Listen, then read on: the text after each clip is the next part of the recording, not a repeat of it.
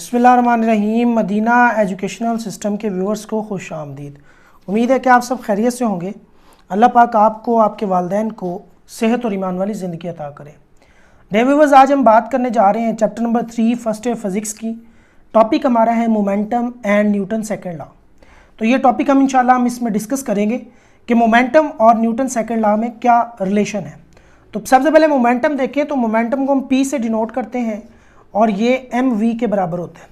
यहाँ पर v velocity vector quantity है तो मोमेंटम भी एक वेक्टर क्वांटिटी है। न्यूटन सेकेंड लॉ की बात करें तो ये हमारे पास F is equal to ma है। यहाँ पर एक्सेलेरेशन वेक्टर क्वांटिटी है तो फोर्स भी हम आपके पास वेक्टर क्वांटिटी है। आज हम देखने जा रहे हैं कि इन दोनों क्वांटिटीज़ में क्या रिलेशन है, कि मोमेंटम और हमारे पास न्यूटन सेकेंड लॉ है, इसको हम किस तरह रिलेट कर सकते हैं। तो फर्ज करते हैं कि हमारे पास एक बॉडी है जिसका मैस m है और उस पर F फोर्स अमल करती है। जब F फोर्स अमल करती है तो इनिशियल वेलोसिटी उसकी vi होती है और t टाइम के बाद उसकी वेलोसिटी vf हो जाती है।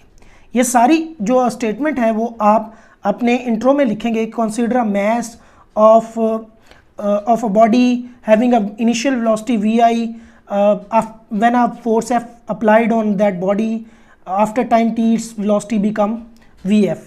तो आप यहाँ से देखें तो आप आसानी यहाँ से इसका एक्सेलेरेशन फाइंड आउट कर सकते हैं। Acceleration is equal to final velocity minus initial velocity divided by time.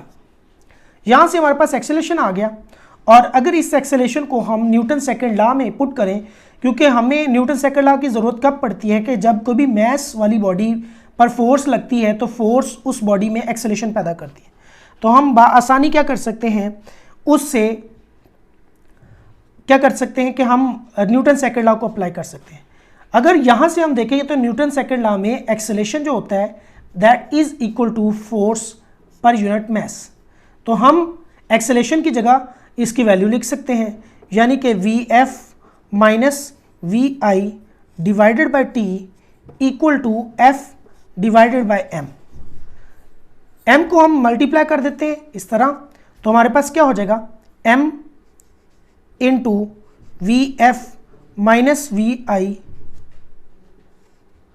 और t को हम इधर मल्टीप्लाई कर देते हैं equal to f multiply by t। तो हमारे पास रिजल्ट फाइनल क्या आ जाएगा। फाइनल रिजल्ट हम देखें कि हमारे पास फाइनल रिजल्ट आ जाएगा M V F minus M V I equal to f multiply by t।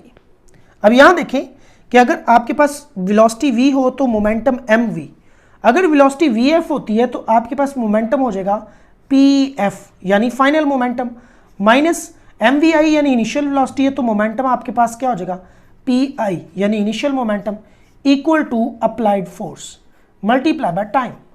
This is equal to, this quantity is equal to change in momentum. तो ये हमारे पास हो गया चेंज इन मोमेंटम। तो change in momentum is equal to force times time, यानी force multiply by time.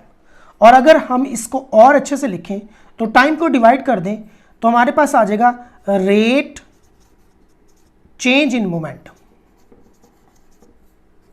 Rate change in momentum is equal to applied force.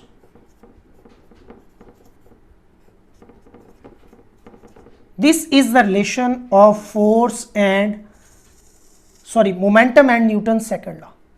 तो आज हमने ये इंपॉर्टेंट शॉर्ट क्वेश्चन भी है, लॉन्ग क्वेश्चन के तौर पर भी आ जाता है।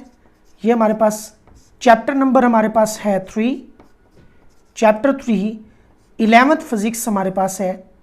ये 9th की फिजिक्स में भी वैसे है। तो इसके अलावा हमारे पास फर्स्ट ईयर फिजिक्स में भी ये टॉपिक है momentum and Newton second law. तो मैं इसको रिवाइज कर देता हूँ। मोमेंटम हमारे पास होता है P is equal to M V, ये लीनियर मोमेंटम होता है, और Newton second law F is equal to M A. इन दोनों को हमने रिलेट करना है कि इनमें क्या रिलेशन है। आपको पता है acceleration is equal to change in velocity, rate change in velocity, तो final velocity minus initial velocity divided by time.